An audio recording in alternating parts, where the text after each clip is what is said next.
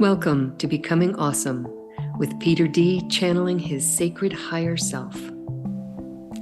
I was taking a philosophy test the other day, and they asked a question about this card.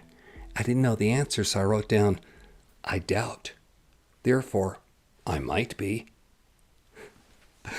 I had the pleasure of attending a Stargate Experience workshop over New Year's, and it was fabulous. Alcazar, the entity that was working with the guides, was just fantastic. And he kept bringing this statement up when people would ask a question. He would say, as soon as you doubted, you undo the gains you made by understanding it. And I was thinking about that. And I thought, well, what would happen if I doubted my doubt? And so my sacred higher self would like to speak to that topic on ways you can get past your doubt and start to be your consciousness instead of your mind. Before I get into it, please remember, this is a discussion. Put your comments below. You've got important information. Let's share it with everybody. And yeah, let's dive into it. There's 3 points. Stick around to the end. I'm sure you're going to want to get them all. Here we go.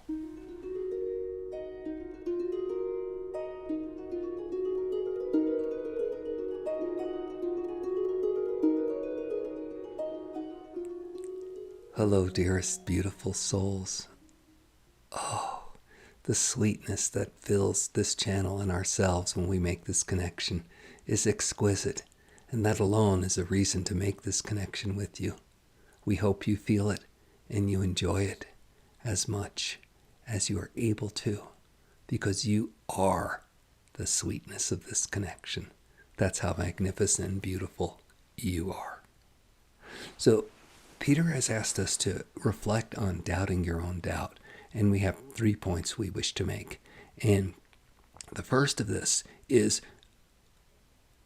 how does doubt work? See, we all assume doubt is just a natural phenomena, and it is not. It is something that has been bred into you, and that relates to a consciousness of lower mind, localized lower mind. You see, your mind is desperate to survive. And it's afraid that if you just really move into these higher realms, it will not be able to go with you. Of course, it can, but the lower parts of it can't. Just like the lower parts of you have been resisting moving your charges and changing and making the clearing, the lower parts of mind does the same. So instead it does, rather than move itself and work itself to become uplifted, it feeds you doubt. And so it's relied into a programming system that has been provided by controllers around the planet for eons, okay, of, oh, it's normal to doubt things. How do you know this is real? How do you know it's not somebody making something up, right? Because, doubt's been so prevalent and being stuff made up. Of course, the system is made up by the controllers, so of course you always have proof that things are made up, right? So you wonder, what's real anymore? Okay, this whole system is designed to keep you from understanding that you have an internal guidance system, that you are connected directly to source, and that you have these abilities to instantly know and discern what is true or not. But it gets expressed in the programming as doubt. How do I know this is real? How do I know I just didn't make it up? Whatever excuse the controllers have given so that you don't believe your own intuition. Now, what's funny is when you use your doubt, you never question the doubt itself.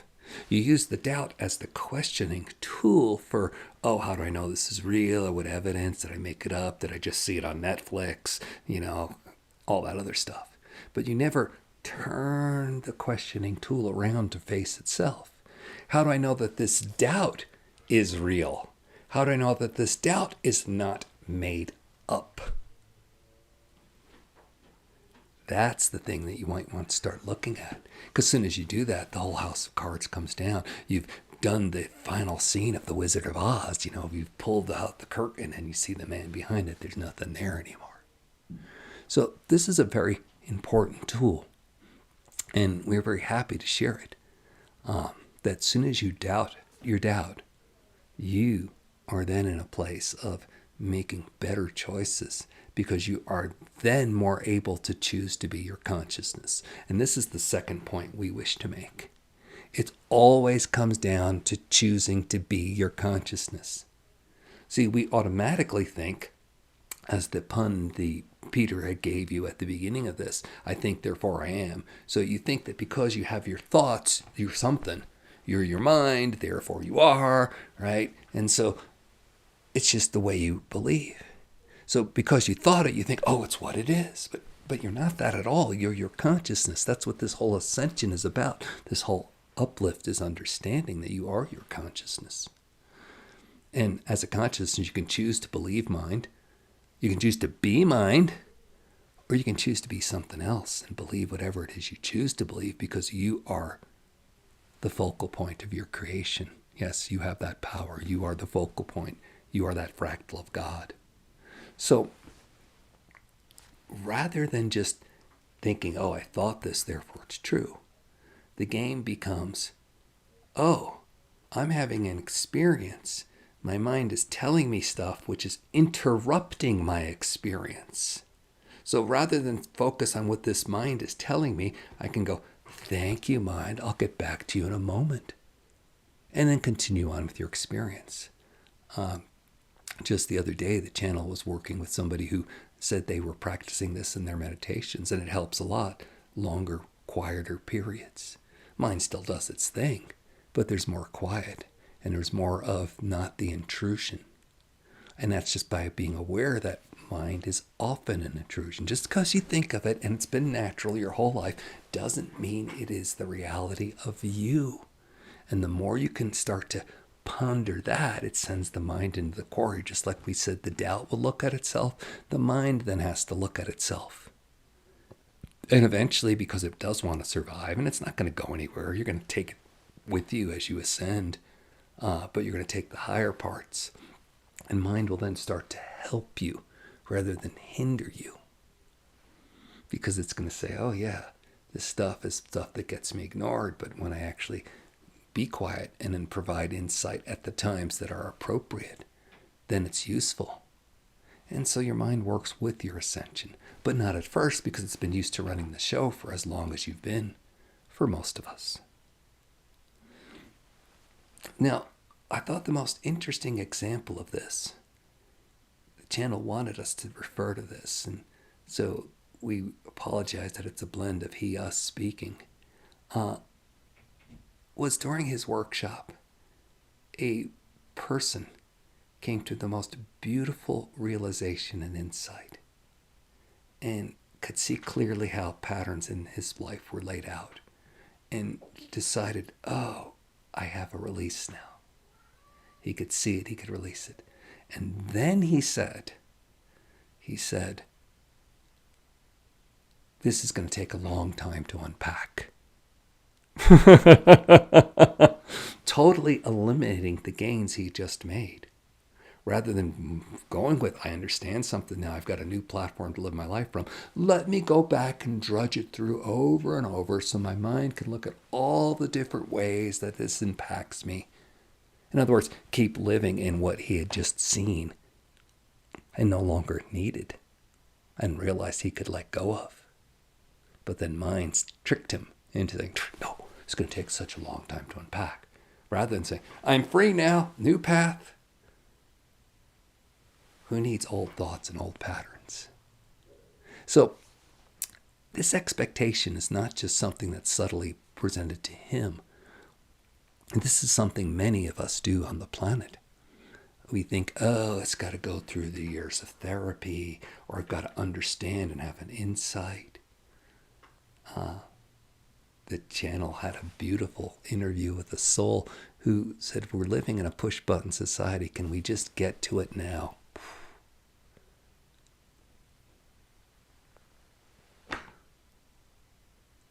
You can.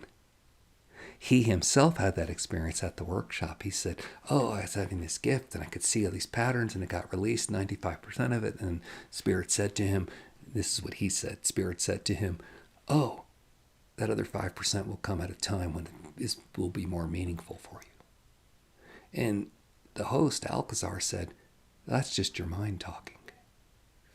And so he had to look inside. Peter, this channel, had to look inside. When is he giving a clear channel? And when is this mind intruding? And this is still something he is unpacking. All of us are unpacking this because the mind is so subtle in the ways it dictates. You got to know it this way. It's got to make sense. It's got to fit in. The channel Peter answers endless emails where people sit there and say, oh, but does it fit into this philosophy? Or I read in this book, or my other channeler said so, or I had this experience and I thought this. And it's like, why are you asking these questions? You want to make everything fit into some system that you have based on the doubt. Okay? Instead of just saying, I'm having an experience.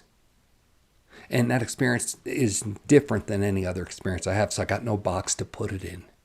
And I can't relate it to anything else, and I can't make sense of it. And so I want to not believe it because I don't have a place to put it. That's the whole point of the second issue we are saying. Unless you build a mental structure for it, you often do not accept it. And because the mental structure comes after the experience, it takes the experience away. Like the person who says, it's going to take me a long time to process all this. It can be instant, it can be push button, but you have to be willing to go into the unknown and then not drag yourself back by explaining it, by putting it into a framework, by seeing if it lines up with somebody else's work because you have doubt. Basically, it means you're uncomfortable with your new place. And the beautiful channel who told him, just push the button because it can be instant, said, of course it's going to be uncomfortable when you go to the new place. It's a new place. You got no reference points, but hang with it for a couple of days and then see whether or not you're in paradise. Because that you find you will be. Because you've broken free of the structure of what your mind had been telling you you had to have. So that is the second point we wish to make, is your mind's going to be working very difficult overtime to put everything in a box to define it. And the more you do that, the more you stay in that box. The third point we wish to make, and this is a reference to what the beautiful spirit Alcazar was teaching. He would say that the moment you doubted, you've reversed any gains you made. And we're here to tell you that it's not entirely that cut and dried, but it can be exactly what he says if you let yourself run with that doubt. So the game is to catch it, to know that you have systems in place that will try to pull you back. You're scaling a wall, and yet people are jumping and tugging you. And then you get a little higher, and then they throw ropes with hooks on it and try to pull you down. This is your own mind working on your own patterns of doubt. If you can see that I do have patterns in place that try to keep me from moving to new consciousness, to new understanding, that is going to take you a lot further than just trying to put everything into those boxes like we talked in the second step. Oh, but how does this fit in? No, this is just another one of these mental pitfalls trying to bring me back, trying to bring me into more doubt. So, you have the ability to move forward quickly, freely, instantaneously. You have a beautiful mind that allows you to see what's going on. But rather than see what's going on, you reflect on, is what I'm seeing true? Rather than, let me see deeper and see what is the root of this in me. Does it go back to my childhood? Does it go back to an incomplete emotion? Oh, well, I'm not sure because it's not laid out. I'm not sure. The I'm not sure rather than, I trust that I have an insight here. Divine, give me more insight. And the more you're honest with yourself, and the more you keep asking yourself, where does this go back to? What did I first experience here? You're going to get that.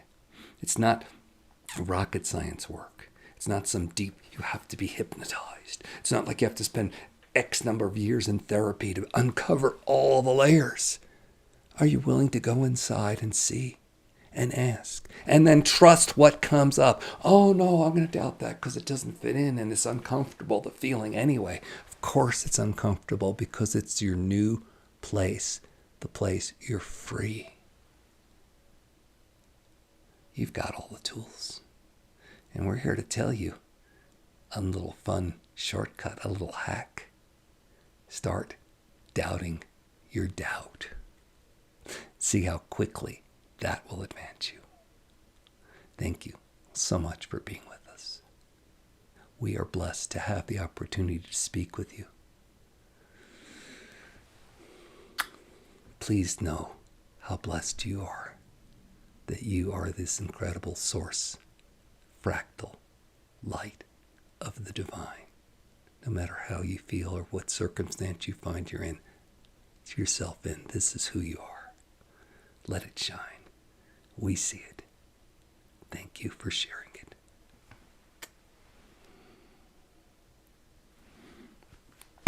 Okie dokie. Well, first of all, I love channeling my sacred higher self as opposed to other entities. It's just kind of seamless going back and forth to it. And it's just really beautiful. The 3 points I got from today are doubt your doubt. If you're going to doubt, doubt your doubt. Second of all, understand that your mind has mechanisms built in to keep you from looking at those same mechanisms that don't allow you to trust. So when you find yourself trying to explain things or figure it out, right, look at the desire, the mechanism of trying to explain things and figure it out. That's often what's keeping you from trusting your own gut, your insight, your understanding. And the third thing is, you can make gains by understanding, oh, doubt just kicked in. I'm back in my pattern again. Let me pull in a new pattern and use those opportunities of when you find yourself in the pattern of doubt and questioning to launch yourself into a new pattern of becoming and expanding. Okay, gang, thank you so much. Please like, subscribe, pass this message along to all of those who have the great minds, right? Many of us don't even want to use our minds that way, but right, because this channel that I produce is almost the anathema of modern psychology and especially philosophy. And God bless you, Descartes. You think, therefore you am. I channel, therefore I am. Or maybe even better, I am that I am. All right, gang. Pass this along. Put your comments below. Catch you on the next side. Many blessings.